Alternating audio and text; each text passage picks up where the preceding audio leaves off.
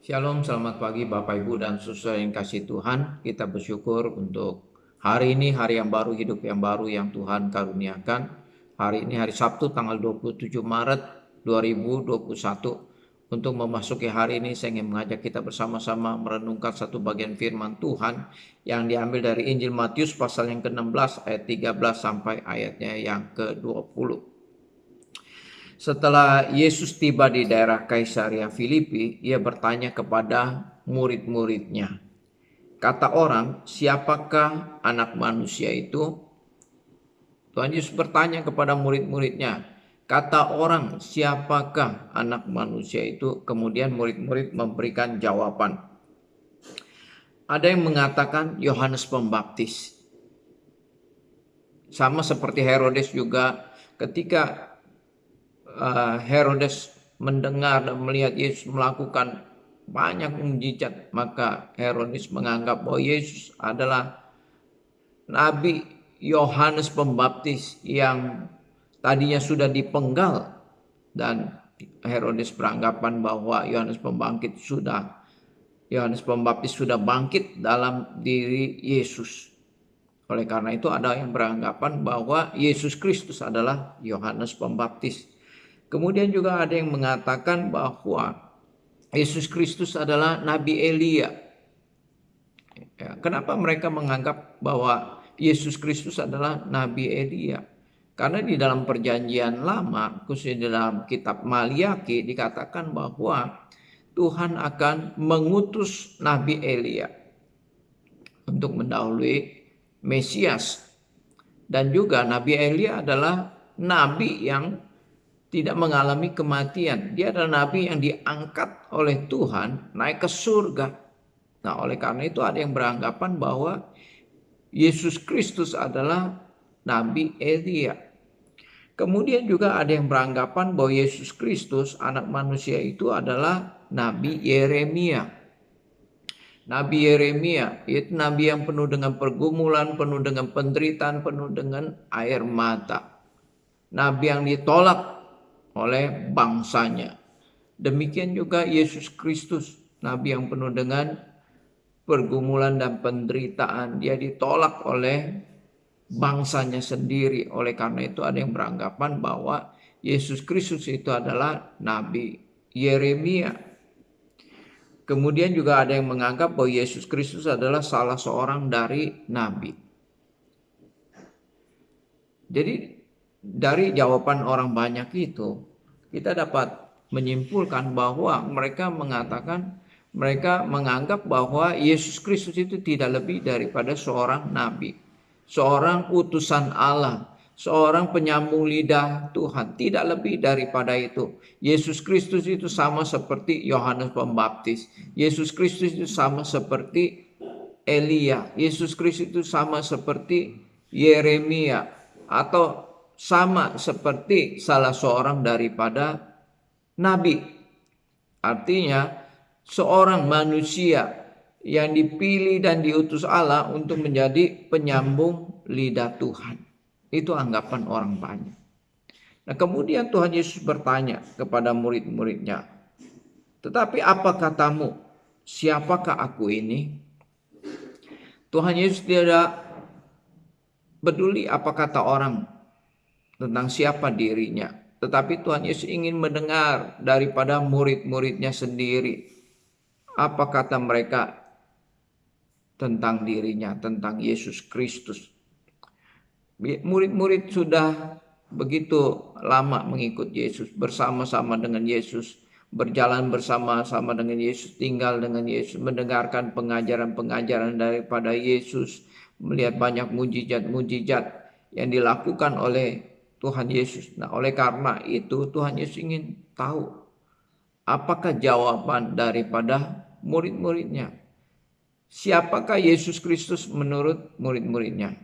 Kemudian Petrus mewakili murid-muridnya langsung memberikan jawaban. Dikatakan, maka jawab Simon Petrus, "Engkau adalah Mesias, anak Allah yang hidup." Petrus mengatakan bahwa Yesus Kristus itu adalah Mesias, artinya Dia adalah yang diurapi, dia adalah raja yang besar itu, yang dinubuatkan di dalam perjanjian lama. Yesus Kristus itu adalah penggenap daripada nubuat perjanjian lama. Dia adalah Mesias yang dijanjikan. Dia adalah orang yang diurapi itu, satu-satunya orang yang diurapi yang dijanjikan di dalam perjanjian lama, yang memangku jabatan nabi, imam, dan raja. Ini adalah orang yang diurapi itu. Dan tidak berhenti sampai di situ. Kemudian Petrus melanjutkan, anak Allah yang hidup. Yesus Kristus adalah yang diurapi, nabi, imam, dan raja, dan juga adalah anak Allah yang hidup. Yesus menyebut dirinya sebagai anak manusia. Kemudian Petrus menyebut Yesus adalah Mesias, anak Allah yang hidup. Kemudian Yesus menyetujui jawaban daripada Petrus. Yesus katakan, berbahagialah engkau Simon bin Yunus, sebab bukan manusia yang menyatakan itu kepadamu, melainkan Bapa-Ku yang di surga. Yesus setuju dengan jawaban daripada Petrus yang menyebut dirinya adalah Mesias, anak Allah yang hidup. Ini adalah merupakan jawaban yang benar dan tepat, dan Yesus setuju bahwa dirinya adalah Mesias yang dijanjikan di dalam perjanjian lama, dan dia menggenapinya. Jawaban daripada Petrus ini mengungkapkan siapa jati diri Yesus yang sebenarnya. Yesus Kristus bukan salah seorang dari nabi. Yesus Kristus bukan hanya nabi yang diutus oleh Allah. Yesus Kristus jauh melampaui para nabi dan juga nabi-nabi yang besar yang ada di dalam perjanjian lama. Dia adalah Mesias, anak Allah yang hidup. Ini jawaban yang disetujui oleh Yesus Kristus, mengaminkan bahwa dia adalah Mesias, penggenapan janji daripada perjanjian lama. Bapak, Ibu, dan saudara yang dikasihi Tuhan, Tuhan Yesus tidak peduli apa kata orang tentang dirinya, tetapi Tuhan Yesus hanya ingin mendengar dari saudara dan saya secara pribadi, siapa Yesus Kristus menurut saudara dan saya. Itu yang sangat penting. Bapak, Ibu, dan saudara yang dikasihi Tuhan, banyak orang yang tidak mengakui bahwa Yesus Kristus adalah Mesias, penggenap janji di dalam perjanjian lama, yang diurapi, yang memangku jabatan nabi, imam, dan raja. Yesus Kristus adalah anak Allah yang hidup. Banyak orang tidak mengakui bahwa Yesus Kristus adalah Mesias dan anak Allah yang hidup. Tetapi apa jawab saudara dan saya? Itu sangat penting. Yesus sendiri mengaminkan bahwa dirinya adalah Mesias. Berbahagialah saudara, sama seperti yang dikatakan oleh Tuhan Yesus kepada Petrus. Berbahagialah engkau Simon Petrus, yang mengaku dengan mulutmu bahwa Yesus Kristus adalah Mesias. Kita bersyukur jikalau kita boleh mengenal Yesus adalah Mesias, anak Allah yang hidup, yang jauh lebih tinggi daripada para nabi yang besar yang ada di dalam perjanjian lama. Jikalau sampai pada saat ini saudara belum mengakui Yesus sebagai Mesias, sebagai anak Allah yang hidup, renungkanlah bagian firman Tuhan ini baik-baik, pikirkanlah baik-baik, dan juga ambillah keputusan untuk menerima Yesus sebagai Mesias, anak Allah yang hidup di dalam kehidupan saudara. Kiranya Tuhan memberkati.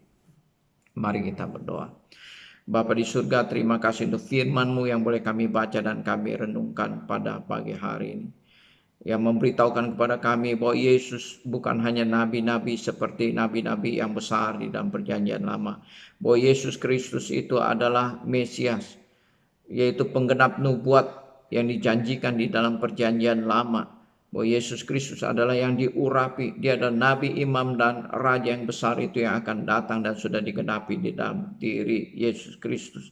Dan Yesus Kristus adalah anak Allah yang hidup.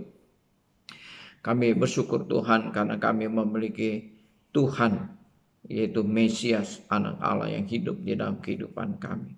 Pimpin kehidupan kami sepanjang hari ini dalam segala aktivitas dan pelayanan yang kami lakukan. Mohon supaya Tuhan yang menolong dan memimpin kami, menyertai dan ikut campur tangan dalam segala aktivitas keluar masuk kami Tuhan. Kehidupan rumah tangga keluarga kami, kehidupan jemaat-Mu Tuhan jaga lindungi. Usaha dan pekerjaan jemaat Engkau memberkati. Terima kasih Bapa.